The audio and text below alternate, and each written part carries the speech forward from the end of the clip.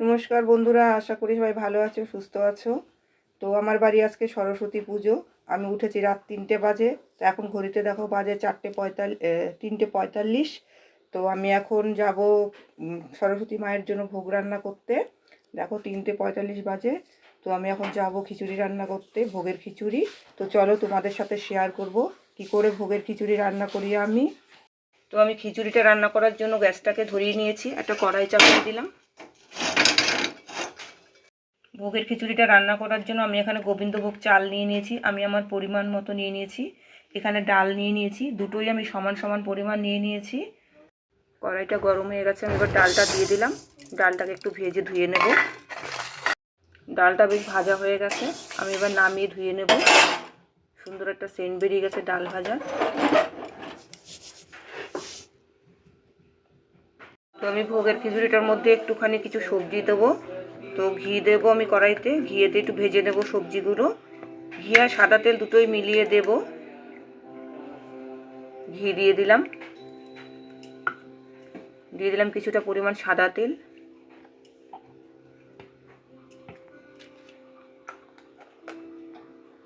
ঘিটা গরম হয়ে গেছে, ফুলকপি দিয়ে দিলাম।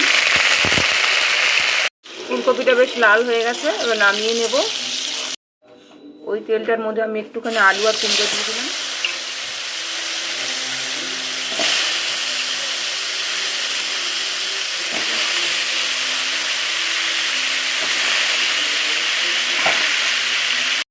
কুমড়ো আলুটা বেশ লাল লাল হয়ে গেছে, আমি এবার নামিয়ে নেব। ওই তেলটার মধ্যে আবার কটা সিম দিয়ে দেবো। সিমটাও বেশ লাল লাল হয়ে গেছে, নামিয়ে নেবো এবার। আবার কিছুটা পরিমাণ আমি ঘি দিয়ে দিলাম কড়াইতে। দিয়ে দিলাম কাজু কিশমিশ।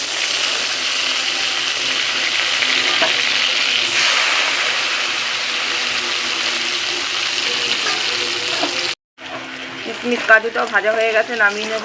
কড়াইতে আবার কিছুটা পরিমাণ ঘি দিয়ে দিলাম। তেজপাতা, গোটা শুকনো লঙ্কা, গোটা গরম মশলা,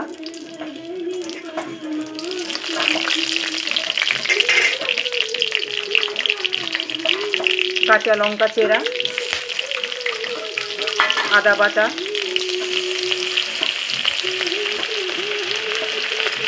জিরের গুঁড়ো,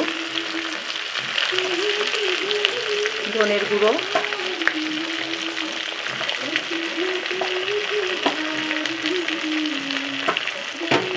কিছুটা পরিমাণ কাশ্মীরি লঙ্কার গুঁড়ো।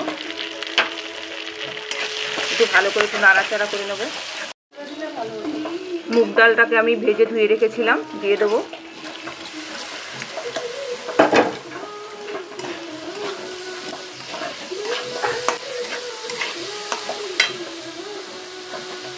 দিয়ে দেবো চালটা, গোবিন্দভোগ চালটাকে।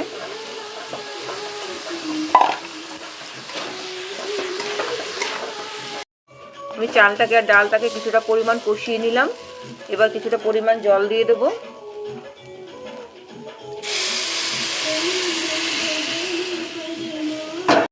আমি এখানে পরিমাণ মতো কিছুটা নুন দিয়ে দিলাম।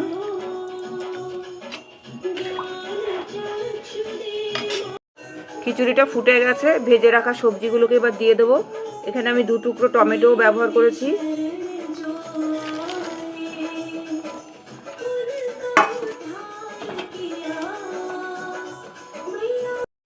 খিচুড়িটা হয়ে গেছে, আমি এবার নামিয়ে নেব।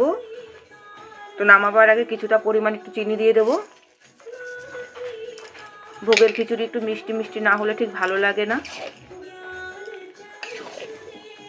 খিচুড়িটা এরকম পরিমাণ নামালে আরও জমে যাবে।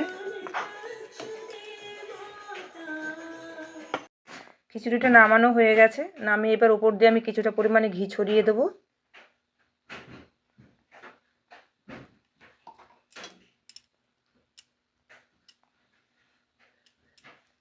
তো বন্ধুরা, আজকে আমার ছিল ভোগের খিচুড়ি তোমাদের সাথে শেয়ার করা।